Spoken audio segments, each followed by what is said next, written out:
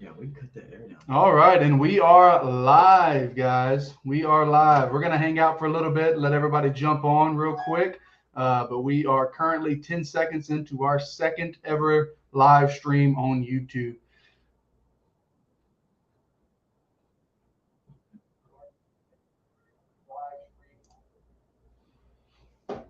All right. All righty then. What do you think it's going to take to win at Hamilton?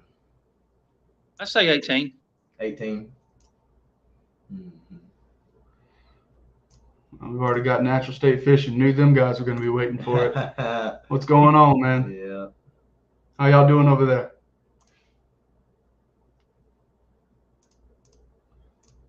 Yeah, it's supposed to be a couple other people that I've been talking to on Instagram up on tonight. So they was going to check it out. All right. Yeah, we'll give just a few minutes. We'll probably start the actual interview about 6:05. Mm-hmm. I think that's about what we did last time.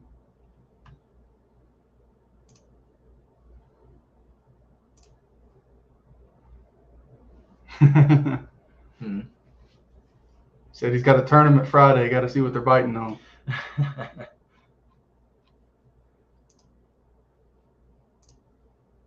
Are you fishing out there at Degray this I weekend? went Sunday. Yeah.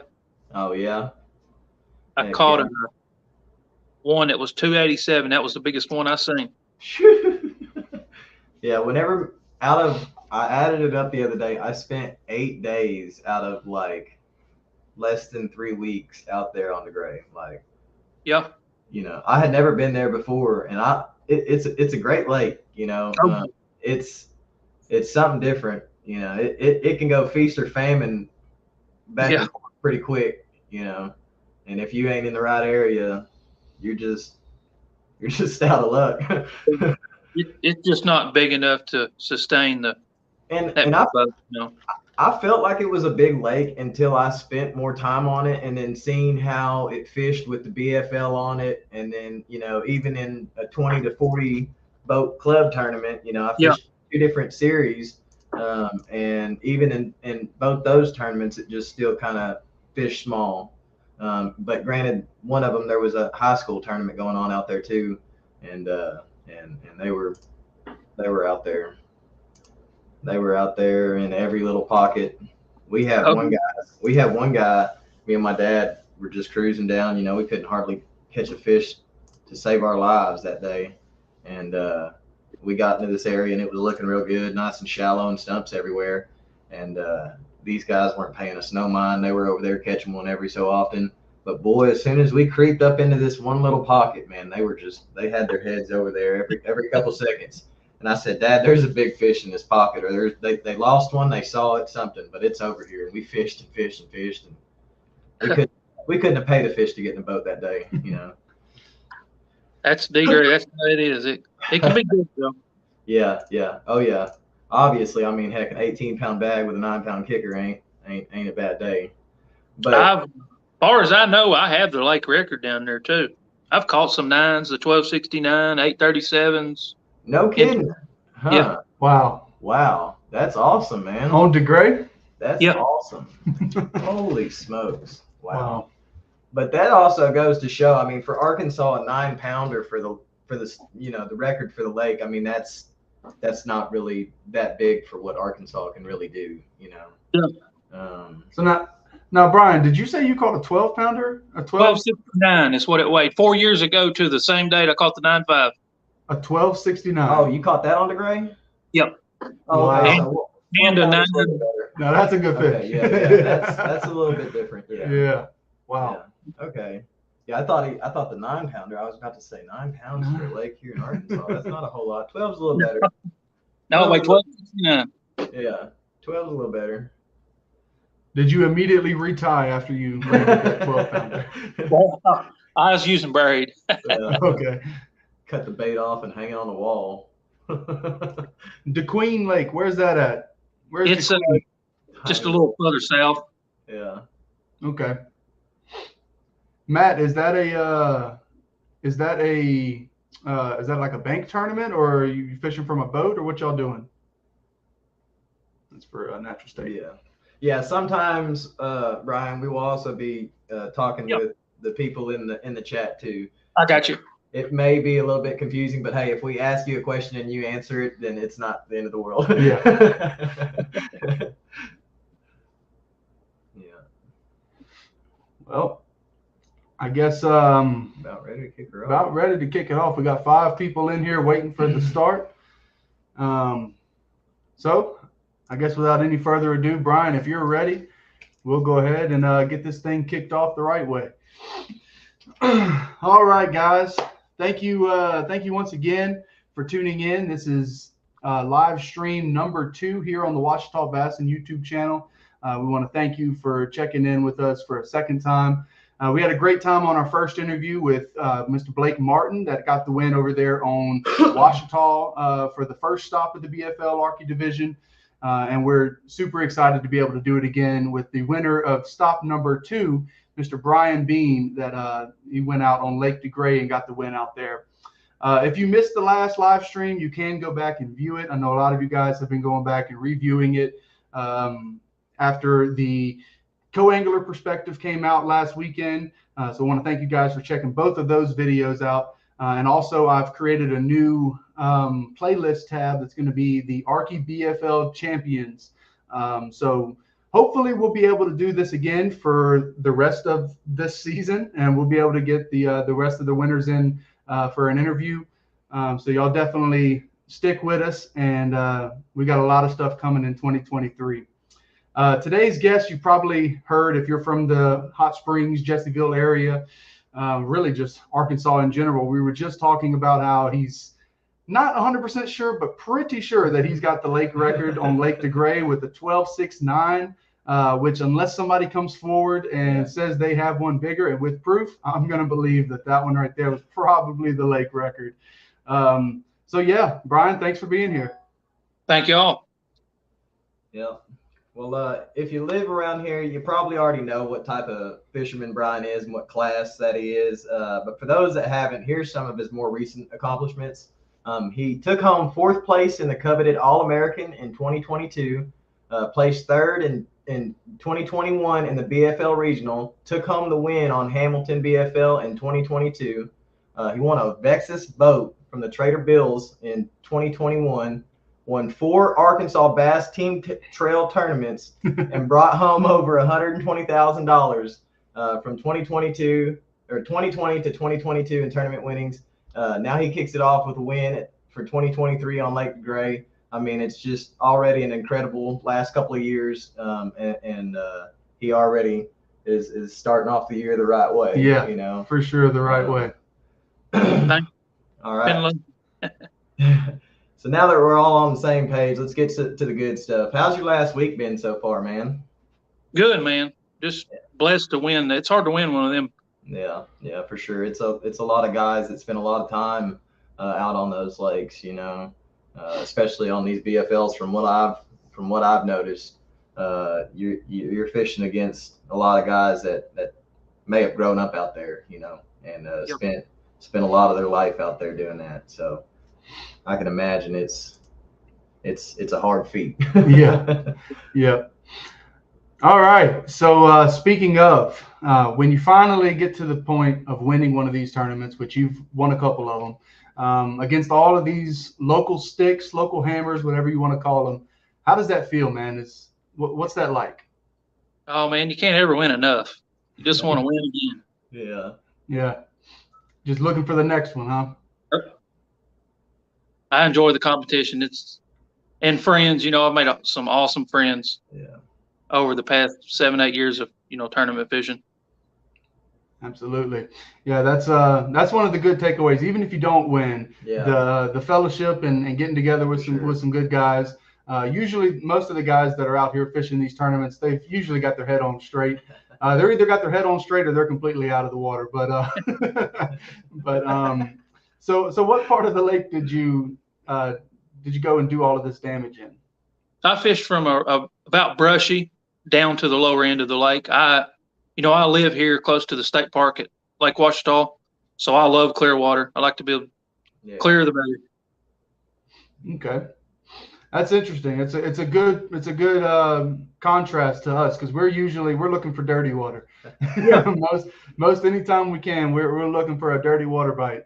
And a lot of that just comes down to what's actually fishable for us. So I'm sure it's nice to be able to find a clear water bite. Yeah. So, I mean, what made you decide to actually go to those areas of the lake this time of the year? What made you want to go fish those areas and ride it out through the whole tournament? Just history, and I know that area of the lake very well. Right, right, and that's one thing that I noticed time after time. I mean, there's just nothing that beats just good old knowledge, just time on the water, actually getting out there and just finding spots.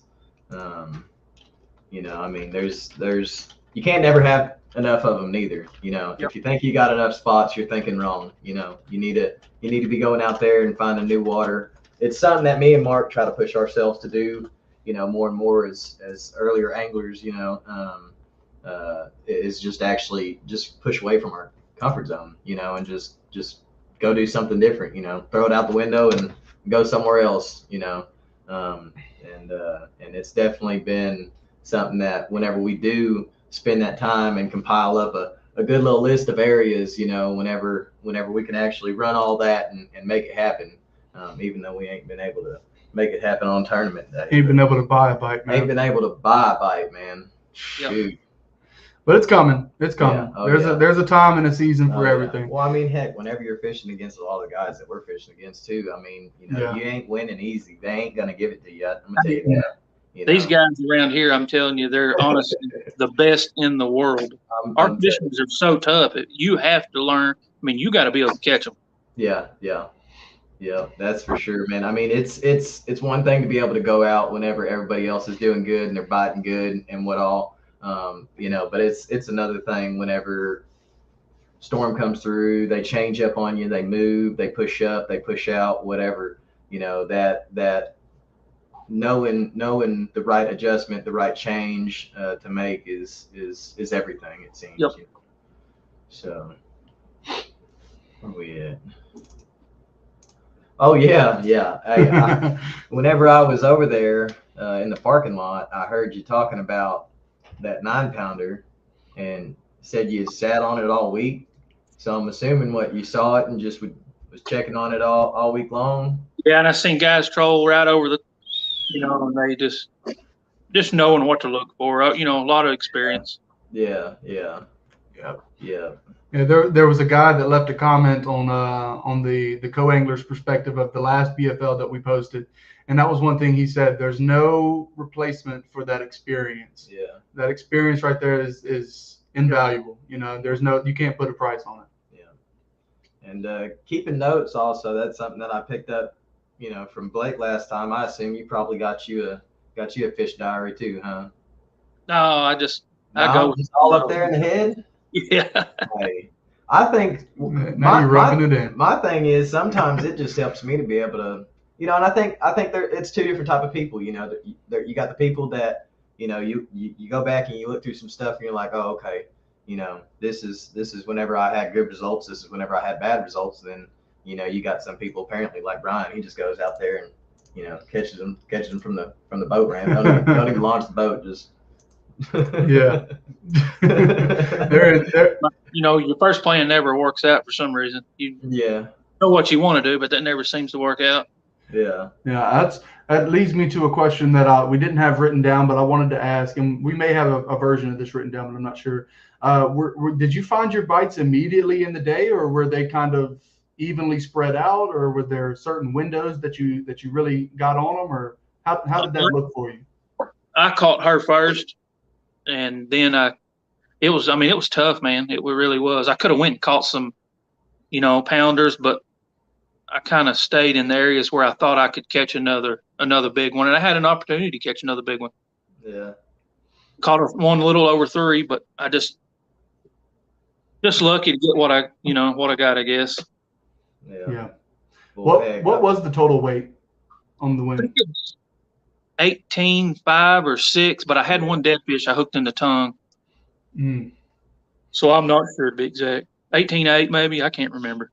Yeah. So would you say that the 5 bites that you put in the boat, or the 5 fish that you weighed in, were those pretty much the only fish you caught that day? They were just the Yeah. right fish? Yep. I was fishing for those fish. Yeah. That's one thing that's really hard to do. It's really hard to do that. It's a commitment. Unless you've done it a couple times and you know that it's going to pay out, or you have a really strong feeling that it'll pay out. Because that's, like you said, you could go run and catch those pounders, 2-pounders, and fill your limit quick. But yeah, it says a lot about discipline and experience, to be able to sit there and grind it out for the 5 that you needed. Yeah. So speaking of those 5, what bait or type of baits did you use to catch them? I caught the big fish on a power lizard, but the rest of them I caught on the general back scent. Yeah. It's going to catch fish. And I was throwing it, a wacky style a lot and pegging it with a sinker, but that bait's heavier and it gets down, a little bit deeper than other baits. Yeah. I like to fish fast, Yeah. I don't like to sit there and wait on just drives me crazy. You said, what were those 2 baits? Berkeley Power Lizard, and it's a general max scent. It's a Cinco's what it is. It's a lot denser. Yeah, he's topping it out on here. Yeah. So what do those? I've actually never fished with the generals. Do they have more salt in them that makes them? Yeah, they're heavier and they're gritty, and of course the scent is just like that flatworm. It apparently proved itself. The scent deal is a big deal that a lot of guys overlook, I think. Right. Yeah. It seems like one of the things that over the years that's been like a tried and true thing. If you got that power bait, then they're gonna hold on to it. So yeah, I definitely. I'll tell you honestly, I was just talking with Mark, and it's just I ain't really fished a stick bait in a year or so, or like floated a worm hardly or nothing, which is all just stuff that I'm trying to figure out, better and more techniques that I could apply out of the back of the boat to just put a limit, because a lot of times a limit, goes a long way. I had a tiny limit, got 27th out there. So, it just goes to show you what putting some of them in the boat will really do if you can just get 5 of them that'll stretch out a lot of times, What were the water temps like out there? 58 to 60 maybe. Yeah. That's about right for this whole area is what we've been seeing. Was 60 what you were seeing in the heat of the day? Yeah, right at it. Yeah. But now up, in the little bit dirty water, it was a little warmer up there. Yeah, see, that's what I was gonna say. We were up in up towards Shouse Ford and up in those areas, and the backs of the pockets, some of them that were more exaggerated and flat. You get back there, and I think we read 64 degrees or something at one point in time. And heck, it was weird. It's right on the edge of being a good swim jig bite out there. Heck, it might be a good one out there. Good bite, a swim jig bite going on there out there right now, because it was like 1 minute we could catch, good fish and get tons of bites, and then just the next minute they wouldn't even come swat at it, and I don't know what it was, but come tournament day too, I was just like, man, something just I just don't think they'll eat a swim jig, and everybody that I talked to couldn't force feed them a swim jig, I caught a bunch in practice cranking in like 5 to 7, 8 foot of water or so, but I knew with that no wind and all that sun, that just do what I needed to do. Yeah. There's a Mr. Seth Warbritton that's in the comments. He gave a shout out. He said, "What's up, Brian?" Yeah. You know that cat? Yeah, I did him at Dardanelle, I think. Yeah. All right. Caught some fish too. It was tough. Yeah. What's up, Bryce? How you doing, man? I've I fished with Bryce last 2 mornings, and we didn't do a whole lot of good, but that's we Bryce. had a good time. Yeah, that's Bryce. Yeah, that's the Bryce. Yep, that's the Bryce. You're getting a little too personal there, Bryce. Bryce wants to know what color lizard and Max scent in general, if you don't mind sharing it. There's only one, green pumpkin. Yeah. There you go. There you go. It's that simple. It's that simple. And that's, I kind of am guilty of going off on a tangent with a lot of different baits and trying this, and you see that, and you buy this, and you buy that, and a lot of times it's like you got green pumpkin blue, you got black and blue, you got white. You could go so far with just those 3 colors alone, and it really, you'll spend more time fishing instead of time changing it out. But I will say something about Bryce is that guy right there can just catch him on whatever's in his tackle box, man. Yeah. That dude would sit there and change out another lure and another lure and another lure, and he would sit there and catch him on all of them. He's the one that was asking about the color of the Max Scent General. Gotcha. Yeah, he's definitely somebody that can catch him. I'm trying to get him to go fish the BFLs and have a good time out there, because heck, you can put him in the middle of the lake and he'll still somehow figure out how to catch him behind you. I swear. Yeah. Yeah. Yeah, Bryce is a good guy, man. He fed my family one time. He was the only one that could just about catch fish that day that we went out there. And yeah, he put them in the boat for us that day. He sure did. All right. Where are we even at? I don't know.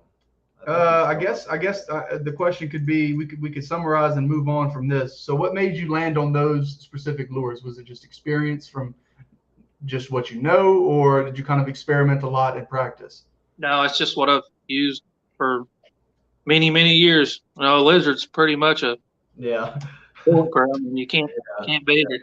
That's been around. That's been around forever. I've seen my dad catch 10 million bass on that thing. Yeah. We're gonna have to pull out the lizard, man. You gotta pull out the lizard. I threw the lizard at Conway. Some baits, yeah. I threw that stinking lizard at Conway, and I don't know. I switched up the colors and everything. And we passed a kayaker, and he said, "Yep, I just got a good bite on a lizard." And I'm like, "All right, this is the move then." Yeah, and it was nothing. They didn't like us out there on Conway. They hated us. They knew we were coming. It was real bad.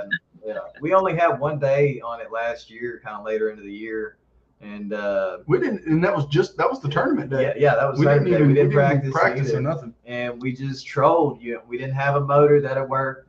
So we just trolled in the boat lane, and we caught like 12 pounds or 10 to 12 pounds, something like that. Yeah. It wasn't nothing for what everybody else caught. We still were middle of the board, but. It was better than this. It was a lot better than this last time. Hey, but look, that's the good thing. I heard Mike Tyson said in an interview. He said, "You got to hit rock bottom, because then it's only up from there." Yep, and we sure did. Yeah, we hit it this week. Besides the zeros, we were rock bottom. We got some baits to remind us about it too. So. All right. How did you break down your pre-fishing time to figure out your pattern? Did you? Well. The wind blew. It was cloudy and windy during practice, and I caught him cranking that money badger. Mm-hmm. But I knew that it was with the look. It was going to be sunny, slick, calm. So I kind of knew what I was going to do. Yeah. Just through the conditions. I've noticed more and more that whenever it gets slick, calm, and the pressure's high, it's kind of hard to beat some type of finesse presentation. Yep. And it's all about just getting the right ones to eat those finesse presentations, or else you spend all day, ripping little dinks off. Yep. I like using a spinning pole.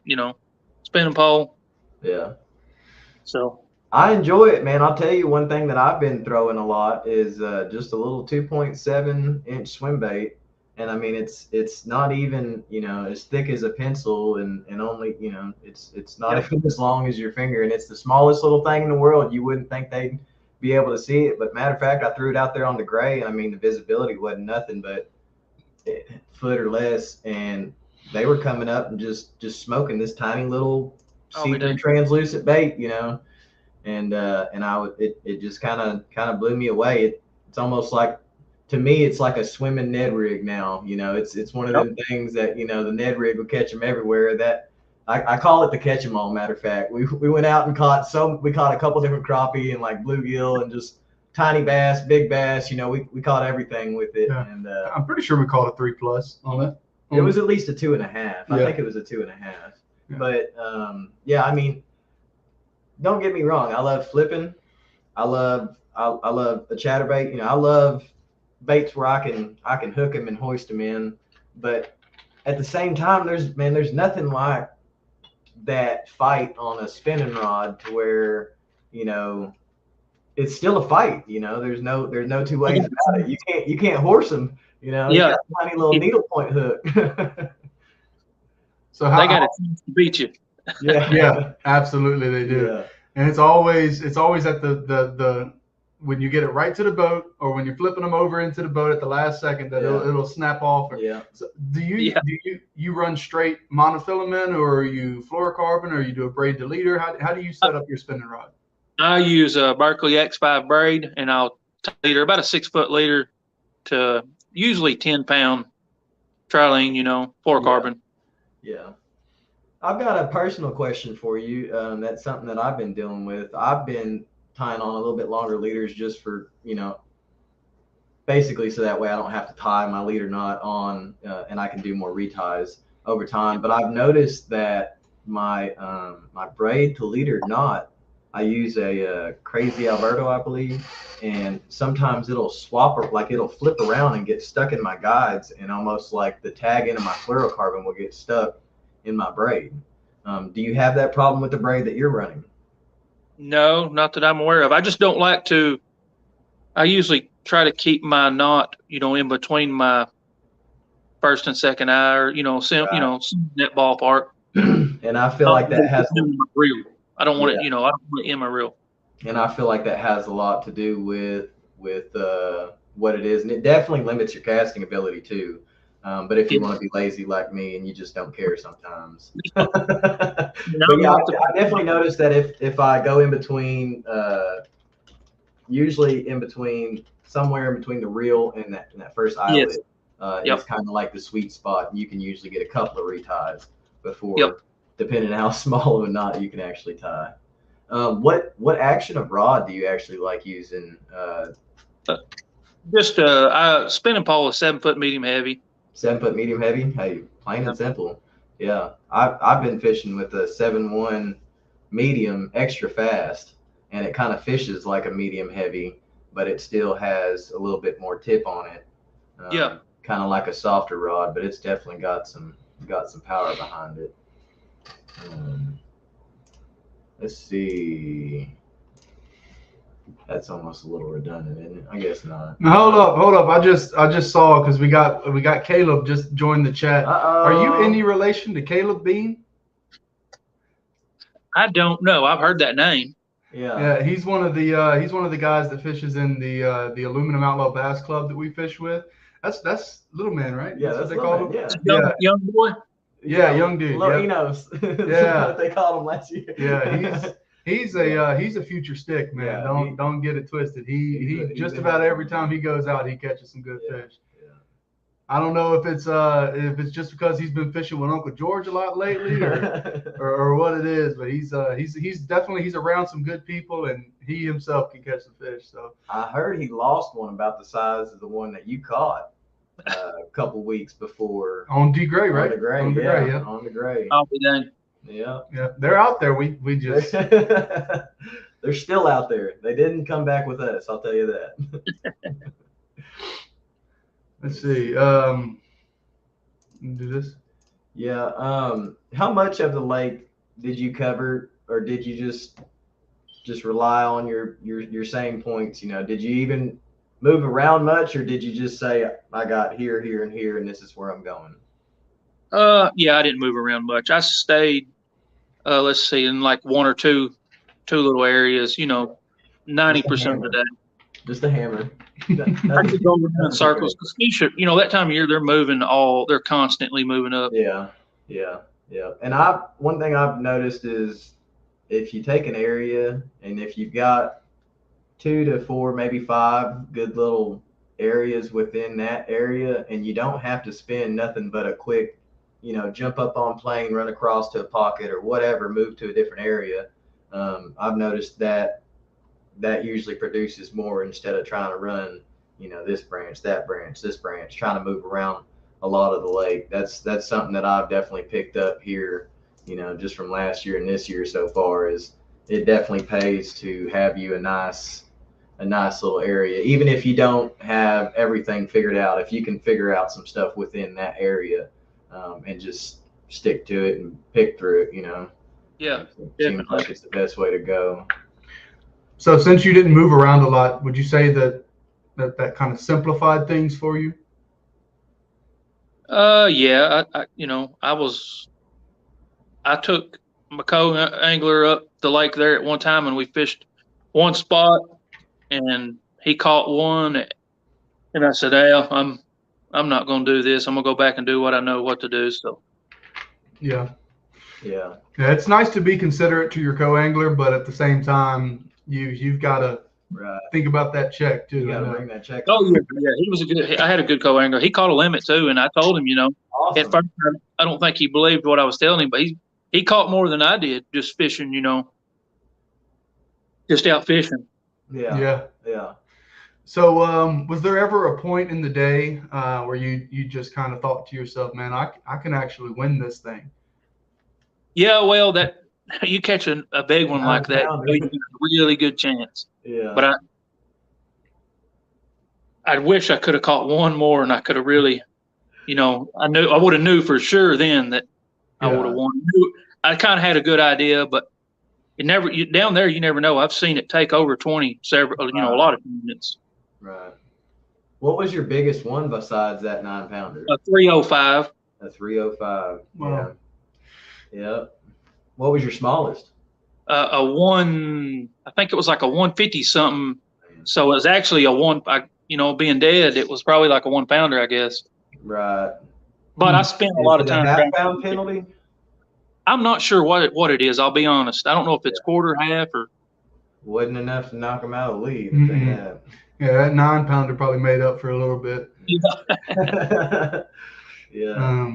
9-pounder first thing in the morning. It doesn't matter. Yeah. You feel it pretty good. It's good, but it's bad. It puts pressure on you to. Right. Yeah. Now you've got to close it out. So what's this is an off the wall question. This is another one of those personal questions. What's your, I guess, strategy to keeping that 9-pounder alive in your live well all day? I thought a couple times about going and getting the ice, but I kept my pump running all day long. Yeah. At the end of the day, I told my co-angler, I said, I'm going to put your life jacket on while I was fishing. I'm going to start my motor and let it, just in case. I don't want to break down. Right. Yeah, just recharge that battery. She was getting tired. She stayed in there all day long. Holy cow. Do you use any kind of additive like G-juice or anything like that? Man, sometimes, but I just think keeping that pump, keeping that aeration going.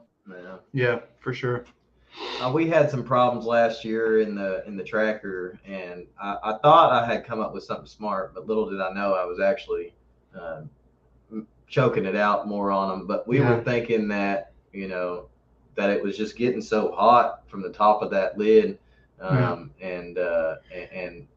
just kind of messing with those fish in there. I had put a daggum a welcome mat over the top of it, and it helped with the heat. But what it did was it trapped the gases and everything. And we went through one tournament like that, and I was like, we had like 2 or 3 out of 5. I said something's wrong. That's not a good idea. Yeah. That was one of those learning experiences. I took him home and ate him. Yeah. Yeah. But that it's hard to beat ice jugs. I use them a lot. Yeah. I could imagine. Heck, good thing it wasn't later on in the year.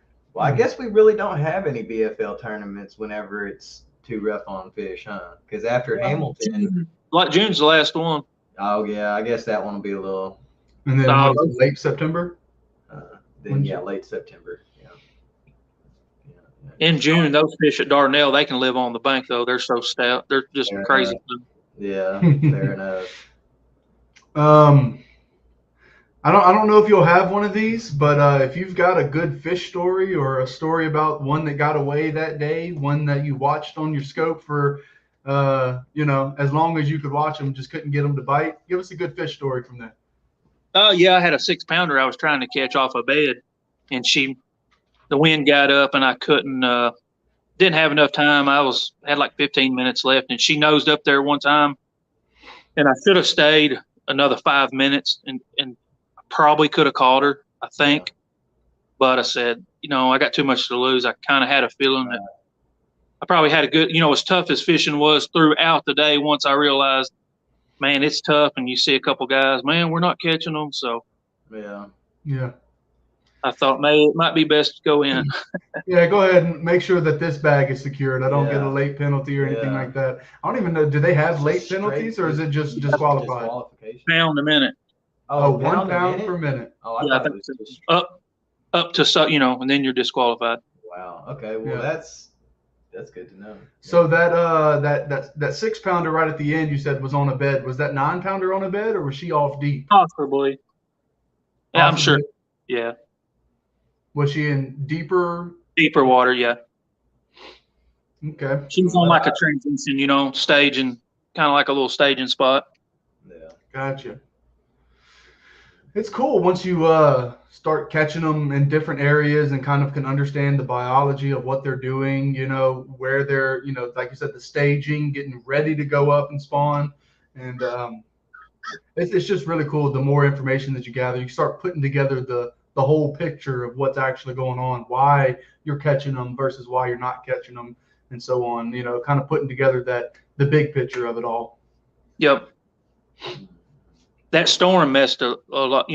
I think if we wouldn't have had that storm, the weights would have been better. That really messed the fishing up. Well, when we was out there too, I noticed that the wind and the rain was just a few degrees colder than what you'd want if you went and got on a post front bite. It might have been a little bit better, but it was forecasted to be a little bit warmer. But man, whenever we was out there, that rain couldn't have hardly been 58, 60 degrees. So I don't really feel like it helped whenever, especially with that colder wind blowing in too. It just they sure didn't like it that day. It definitely had it messed up for sure. Because I really thought I could go catch 10 or 12 pounds really, really easy, and it messed that up. Well, you almost caught the 10 or 12 pounds fairly easy. Yeah, it was a struggle. It really was. Right. It was for sure. Man, I actually skipped over a question earlier, but what is it like sitting on a fish of that class for an entire week and then pulling up tournament day, not in a local derby, you're in the BFL, and that sucker bites, what's that like? Just meant to be. Surreal, I gotta imagine. I think you said it came clean out the water? Oh yeah, it jumped, scared me to death. I can imagine. I think my co-angler, he was excited too. We had a good time. It was something we won't, neither one of us would forget it. Was you able to hold back from hooting and hollering? I did just a little bit. But the tournament fishermen in you hurried up and settled down. Yeah, I had a couple guys that were pretty close. They watched me catch it. So, man, that's got to be an experience. I know. I mean, heck, whenever Blake caught that 5 and just netting some of the fish, and as the day went on, seeing how it played out, it's a cool experience being the guy in the back of the boat. Whenever the guy wins, I mean, it's pretty cool. I mean, it's not something that happens to everybody, and it's definitely something else to watch, and I feel like guys in the back of the boat, I feel like if you just come out there with the mentality to try to learn something from you guys, I think that's really where the key in that whole co-angler BFL really plays its part, and just making connections with other guys too. Yeah. So I really enjoyed it myself. One of these days I'm gonna drag Mark into it too. Yeah. Might have to get a permission slip from my wife. Yeah. We're gonna have to get that filled out. No, if I told her tomorrow I wanted to fish them, did be some hesitation, but you know, she's like, well, all right, well, as long as I can. He already takes me like at least usually a day to practice. So I mean, I'm already it's only out just there. one more day. I'm already out there. Might as well put some skin in the game and see if I can. Because I mean, hey, if it's your lucky day and you're out there, you know, in the back of the boat, I mean, you can bring home a little bit of money too. You know, I mean, couple grand ain't nothing to sneeze at. You know, with $120 entry fee. Right. One day's work. That's awesome. Right. I'm working all week. Yeah. Well, that's that's the illusion of one day's work is what it is. What you don't see is the weeks and days and hours at night preparation, the homework, But hey, but still, I mean, it's got to be, you know, satisfying. I mean, the little bit of money that we've won as a team has been, you know, I mean, it feels like we can freaking do anything at that point. You know? But on this next video, since we did have such a poor performance on our last 2 club tournaments, we're actually going to try to turn that to as much of a positive as we can and try to explain to some people that may be watching and thinking about tournaments or doing tournaments and going through a hard time or taking it tough whenever, you know, the day doesn't pan out. I mean, we haven't been doing this forever, but one thing we've noticed for sure is, you know, you've got about 75%, if not more, 85% of time that you spend, you know, chasing or beating your head against the wall trying to find more fish or whatever, and you got about that 15% of time, you know, that you actually get it to all come together and figure out, you know, the pieces of the puzzle to you know, put the fish in the boat that you need for that day, you know. When it pays off, it's awesome though. When it pays out, it's awesome. When it pays out, it's and awesome. If you can keep your mindset right, that's what we're going to try to you know, address with this next video. That's going to be a combination of 2. Is if you can at least just learn from the experience and okay, let's go ahead and move on to the next one. Not get caught up, not quit mid-season, not, you know, not sell your boat. You know what I mean? This Sunday at Degray, I know the young kid that was leading, you know, for the boat. I know his father, and I got to talk to him on the water. I run into him, and I was excited. You know, I mean, hats off to the other guy that won, but that kid, he was absolutely terrified. He got beat by like 0.04 out of a $70,000 boat. I felt so bad for him, and I know I hope it doesn't ruin him, but maybe it'll give him that much. I told his dad, I said, man, he's going to have to get over it. That's just part of fishing. He can get back out there and make you want it that much more now. Yeah. I mean, if you get that close, well, then heck, I mean, you can do it again, you know.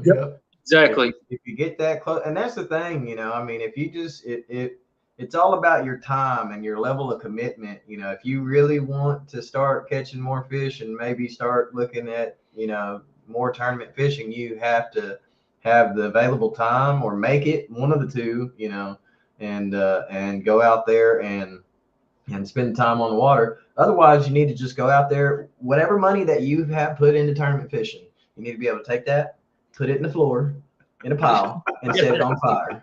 That's exactly. Just call it good. You know, you have to be able to be like that, or else it's going to break your heart time and time again. And you know, and that's another thing that I do love about fishing, though, is that there's so many levels of fishermen. You know, you got your guys that, I mean, they might throw a beetle spin from the bank all day, and I bet you they catch the crap out of them. You know, or just guys that just float a worm, or, you know, hey, do you want to go out there power fish all day? Do you want to hunt them, or do you want to just sit there and, you know, enjoy your time fishing? And that's one thing that, you know, I've really liked about just fishing community in general is it doesn't matter if you're the guy throwing the beetle spin or you're the guy out there power fishing. You know, you can all talk and exchange information and have a good time and you know, ain't nothing like good old fishing. Nothing like it. Now, speaking of the beetle spin, we've got to get back to some of these questions. But speaking of the beetle spin, it reminds me of a tournament last year that me and James fished together on. I want to say that it was Blue Mountain. Blue Mountain. We ran way up in the Pettigene River, and there was an old man sitting on a 5-gallon bucket. Right on our spot, you know. I mean, we had found the spot. I mean, it wasn't a private spot, you know what I mean. There was a boat launch right around the corner, but it was a spot that we found a little school of fish, and we watched him from right up the bank. He was throwing this I don't know, what was it, a jitterbug. Jitterbug, An old school jitterbug. Yeah. And he caught like a 3.5, 4 pounder. He showed it to us. He said, I'm going home now, put it in the bucket and gone. He with caught the fish we needed to win that day, I'm going to tell you that. Because I think Yeah. it was we still ended up pulling no. like a 3 and a high 2 and a couple other. I mean, we caught all of our fish out of that little area that day. A couple pounds away from second. I don't think we were close to getting first on that one. But yeah, it was a couple of fish that he threw in a bucket and took home that we'd like to now, I'll tell you what I went and alive and let them go at a later date. I'll tell you what I went and grabbed from Walmart. What? A jitterbug. Oh, jitterbug. I haven't thrown it since, but I went and bought it that day. Yeah. So. All right. Yeah, I got it right here. Okay. Did I already? Yeah, no, I didn't. No, we didn't do that. Okay, so how many tournaments do you plan on fishing this year, and like what series of tournaments? I'll finish BFL. I may fish a couple more Mr. Bass, and we got Trader Bill's Championship. Gotcha. I'm gonna fish probably this weekend a benefit tournament or something. Just if there's a tournament, I'm gonna be fishing. Yeah, yeah. I try to do this one. Yeah, yeah. Because I mean, heck, you go a week or so and you can't make that cast. You can't you can't make that right angle. You can't get it where you need it to go. You know. Yeah. You take a week. That's why I like to be a bill. You get to go. You know, you get a chance to go off and fish the region and stuff. Yeah. That's the good thing about this area. There's so many, all the lakes around here. There's always some kind of a fishing tournament going on. Oh yeah. And if there's not a tournament going on, there's enough guys around here that fish. You know, you can put together a little buddy tournament real quick. Yep. All right. So if you had to give me 3 baits that you're gonna have tied on for this month, shoot them to me. Oh, for the month of April. For the month of April, for the spawn, you know, just for the whole month. I'm gonna have that right there, General, no doubt about it. Yeah. A lizard, and then I'll probably a whopper plopper or a chopo, whatever you want to. Yeah. You know, try to catch a bit. Yeah. Show us that bait that you said you'd have on. Here's, I mean, it's just a Cinco, but and you put it in your hand and it's totally different. The smell of it. Yeah. See it there. Is that's that Max scent? Yeah. Yeah. Max scent general. Yeah. You know, there was. So is the little general just like the smaller like version of it? Yeah, there's a 5, a 6, and a 4. Okay, gotcha. I'm gonna have to pick me up some then. I mean, you don't get it stinks for sure. Yeah. Hey, I don't mind. I'll put chartreuse all over everything, so end up with that all over the place. Yeah. And that Chopo, you said that's Berkeley, right? Berkeley Chopo? Yeah. Bryce was That's actually wild. Yeah, Bryce was throwing around that Berkeley Chopo yesterday whenever we went out on Isabella, and I mean he probably got about 6 bites. You catching him on it yet? You catching him on it? No, I caught one, and that's it. Yeah, I had one blow up at Washita yesterday, and I got excited. I mean, I put a little bit of time on it, you know, for the time that we actually had out there. But I mean, it hit me pretty close to the boat, and I was like, oh, I can do this, you know, and I kept on going, and I'll be damned if another one never hit it again, you know. And I was just a little early. I had one do a swim jig just like that too, and I was just like, man, would y'all just bite these 2 baits? And I promise you, I'm coming in with a good bag this time. But yeah, I threw it this morning. Matter of fact, the only 2 fish that I could catch for like the first couple of hours was 2 little dinks that decided to be brave enough to smoke the little whopper flopper. What was that third bait that you said? Chopo. No, all right, I got the Chopo power bait, the general, and then Chopo, the general Cinco style bait, and then what else? The power lizard is what it was. Oh, power lizard. I'm gonna have to pick up some of them lizards. I like that 120 Chopo, the big one. You like the 120? If I want a big bite, that's what I'm gonna throw. Is that? Let's see, the 120. That's the one. The 90s. Okay, yeah, the 90s, the one that's a little bit bigger than your thumb, I guess you could say, huh? Probably, yeah, like a 3.5 inch or so. Yeah. That Chapo, it's like 6. It's big. It's 5 or 6 inches.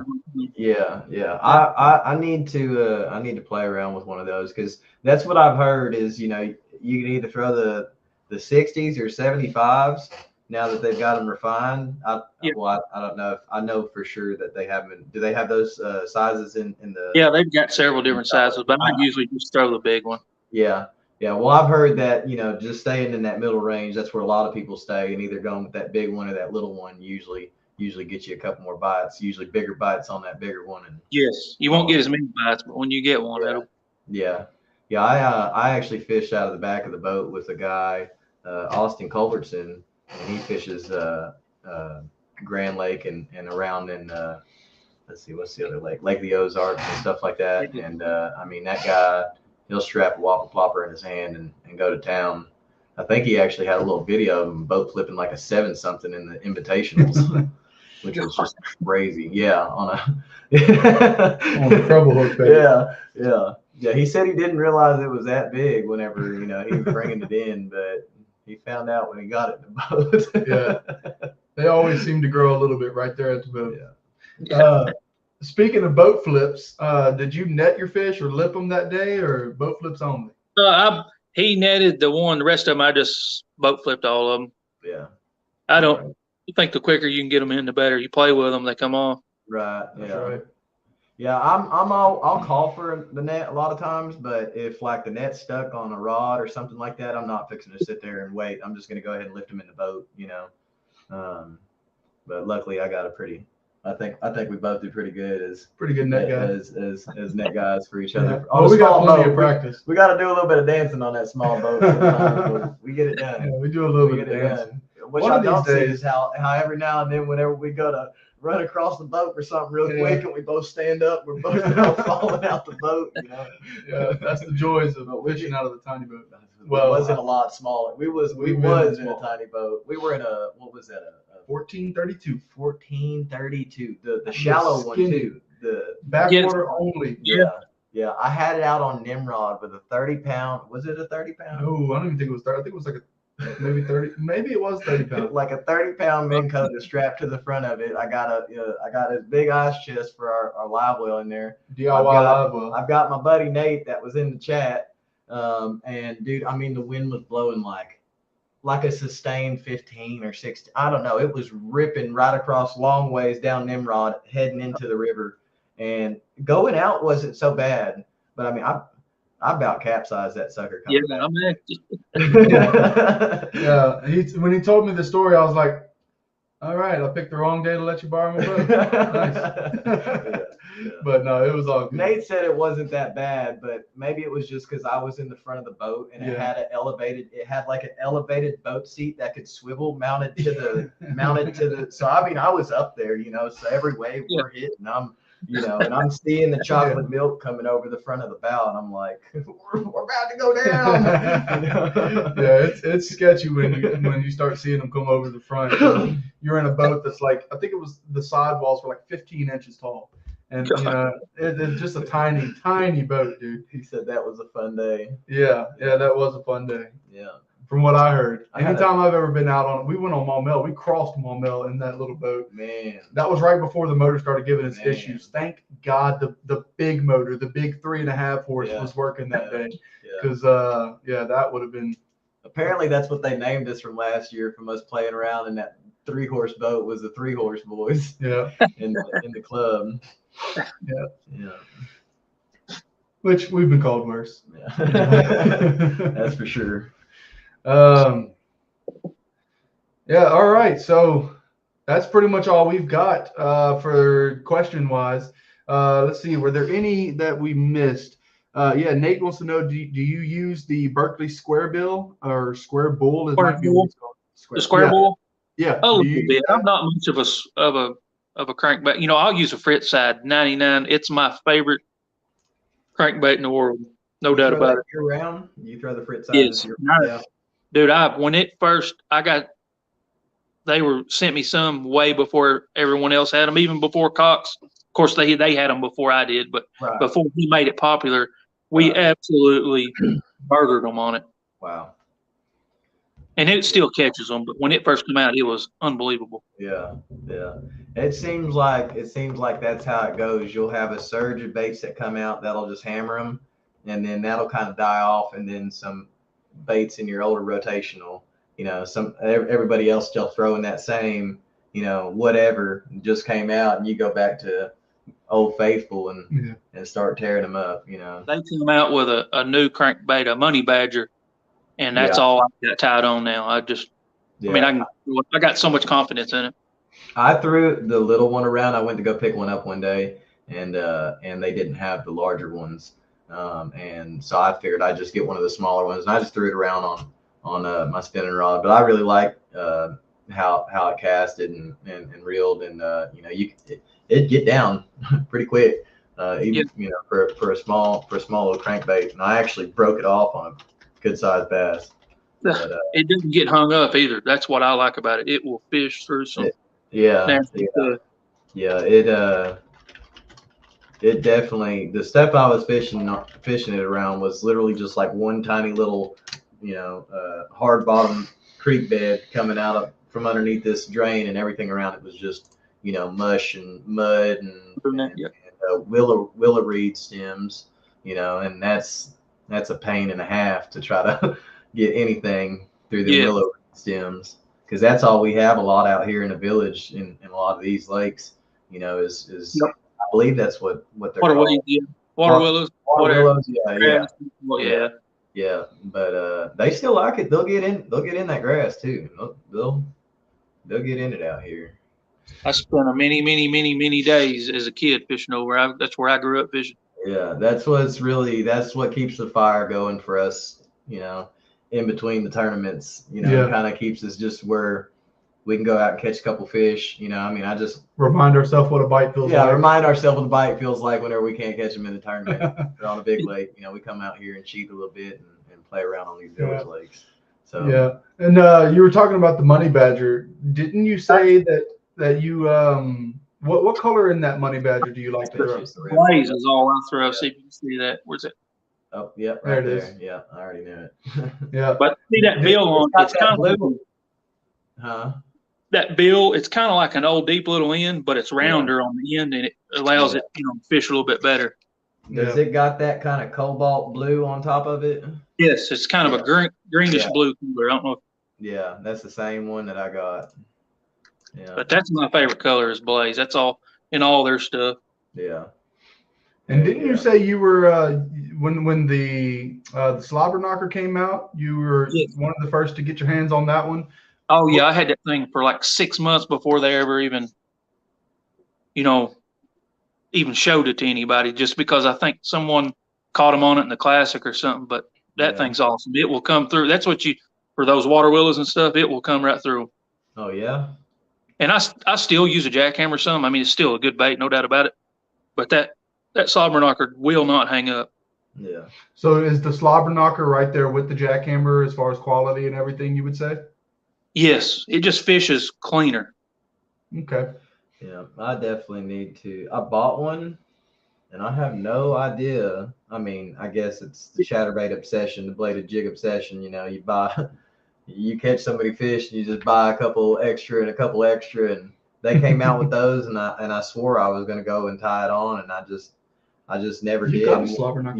Yeah, and it's a fire little color, and it's every time I pull it out, I'm like, all right, if I can't get them to bite, I'm fix to tie this on and play around with this. And I guess I just get them to bite afterwards or something. But I've literally almost tied it on so many times. What I like about it is it's just a completely different tune. It's something completely different from that Thunder Cricket. And I definitely need to. I'm gonna take this as a sign to play around with more of the baits that I've been thinking about playing around with. And I think it excels more in clear water. For some reason, it doesn't quite run as much, but it's a little more finessey. Yeah, that sound to it. Yeah. Yeah, it's a little bit. It's because it's the bar rocking back and forth, still beating on the head, but it's not free swinging, clacking so hard. Yep. So yeah, I think that's when the fish is so good. You don't hang up with it. You can run it right through bushes, trees. It doesn't matter. So you said it'll track more straight, so it just doesn't have that hook swinging side to side. Quite as much, yeah. Yeah. And some of them other ones, they'll look for a tree to hang up. It seems like it gets aggravated. I'm telling you, that's all we did on Degray was throw a chatterbait for the most part. I caught 4-to-1 trees to fish. Yep. And I mean, it wasn't just me. I mean, Blake. I mean, for the life of us, we could just find, and you throw it over there, and as soon as it hit the water, you couldn't even engage your reel. You was already hung up. Yep. And I said, and I told him too. One thing that I want to start playing around with a little bit more in heavier cover, and it kind of maybe you could fish it slower and kind of bump it through the cover a little bit better. Is that cross eyes, the one with the 2 wire weed guards on it? Yeah. I've played around with one, and I mean, I have never been able to actually snag it up on anything. No matter how hard I tried, you could drag it around like a jig even. So it'd be cool to see how those two compare in the grass to each other. What trailer do you usually use for your chatterbait bladed jig style baits? I usually just put a power swimmer on there 99% of the time. Yeah. And just match whatever color. Yeah. I usually throw the green pumpkin most of the time. Yeah. Okay. All right. Do you have anybody you want to give a shout out to? It could be personal. It could be business related. This is your time to thank those who support you. Oh, just Berkeley, Abu Garcia, and friends and family. They put up with me for some reason. I don't know why. Yeah, you seem like an all right guy to us. So yeah, man, I sure do appreciate you coming out and doing this little interview with us. It's we're still trying to figure out all the ways of this whole little deal. I hope it wasn't too much of a pain to sit through. I hope everybody learned something, and I definitely learned some things. Yeah. Anytime you talk fishing, it's a good time. Yeah. Oh yeah. For sure. That's right. Yeah. And one thing about these live streams, I hope nobody thinks that we are the experts here, because we're learning. Yeah, sitting through this and hearing these answers. Yeah. This is a learning experience for us too. So we might be a little underqualified, but we're giving it our best. Yeah, we're giving it our best, and if nothing else, we're showing the rest of you guys that don't let anything stop you from going out and trying to catch some fish, man, because there's always going to be somebody that's better than you. There's always going to be somebody that knows more. But if you can just position yourself in the right way, you can learn from those people and use that to further your own fishing career, if you want to call it that. So definitely appreciate you getting on here with us, taking the time out of your day to to sit with us and just talk fishing, man. So we definitely appreciate it. Thank you. I had fun. I'm glad I could be on. Yeah, man. Well, hey, man, I appreciate it, man. Feel like the superstar you are, huh? Yeah. All right, guys. In closing, I'd like to do a little shout out for a local club we've fished since last year, and again this year. Guys, if you have an aluminum boat and you're thinking about joining the club, look no further, man. I got the club for you. We got a great group of guys over at the Aluminum Outlaw Bass Club. It's growing.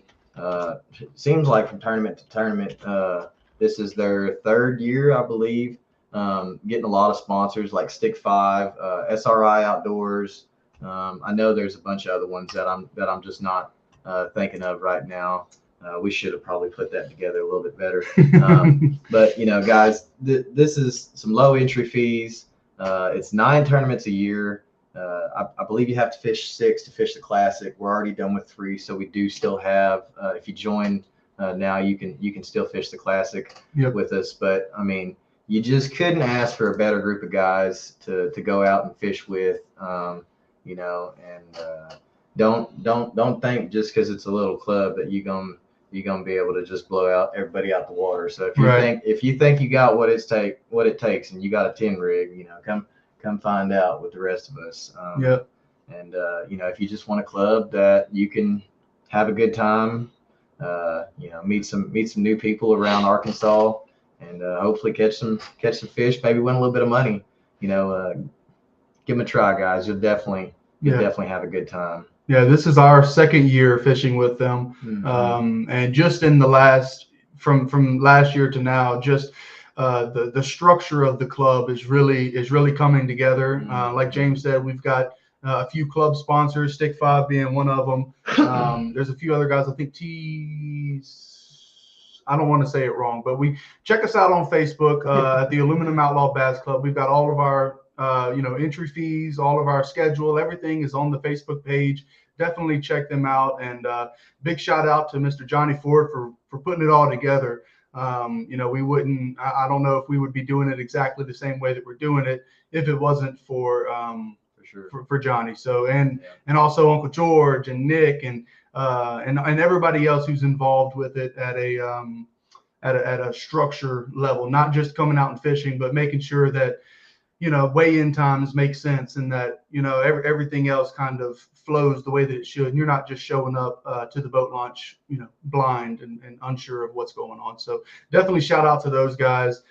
Thank you guys for letting us fish with you again this year, even though we're, somebody's got to be dead last. And we started the year off well. We started off great. Yeah. But so definitely check them out. I would have never even fished the tournament if it would have been right. I went out on Johnny's boat just to learn a little bit more. And he said, "Man, you ought to give it a shot." And here I am. I'm bit by the bug, so I guess we're trying to spread it to everybody else. Yeah, these these smaller tournaments are fun. It's a lot less pressure. You still get that same type of excitement whenever you win, and before you even start. There's a lot of excitement and anticipation, but you're able to get all of that with a low entry fee, low membership, and you can just go out and just basically just have fun fishing and learn something in the process. There's always good talk before and after the tournament. So it kind of opens the door to the average everyday guy to just get into fishing tournaments and just see what it's all about, see what that competitive mindset is about. Because if you can handle it on this level, James is a testament to it. If you can handle it on a small scale, then going up against 120, 150, 200 guys is it's basically the same thing, but just a little bit higher stakes. But the mindset is definitely the same. You either go and you win or you learn something. So thanks guys for watching. We hope you all enjoyed it. Enjoyed watching it as much as we enjoyed doing it. Hopefully you saw that we were definitely enjoying the process. Drop a comment down below. A few of you guys have already checked in. Drop a comment down below. Let us know what you liked, didn't like. Was there a question that you wanted us to put in there that didn't make it to there? Put it in there. Maybe we'll get it for the next interview. We'd love to hear from you guys in any kind of comment, good or bad. No publicity is bad publicity. So let us hear it. And don't forget, hit that like button. And if you're not already subscribed to the channel, go ahead and hit that subscribe button. It doesn't cost you anything, but what it does is it tells YouTube that you like our content and you want to see more of it. And also lets us know, hey, we're not doing this for nothing. We're slowly growing a community of people who are doing the same thing that we're doing, and also guys who are just going out and fishing. So definitely appreciate everyone for checking in. And we'll see you on the next one. Y'all stick with us. Thanks, Brian. Thanks, Brian. Take it easy, brother. All right. If y'all need anything, let me know. Yes, sir. Thank you. See ya.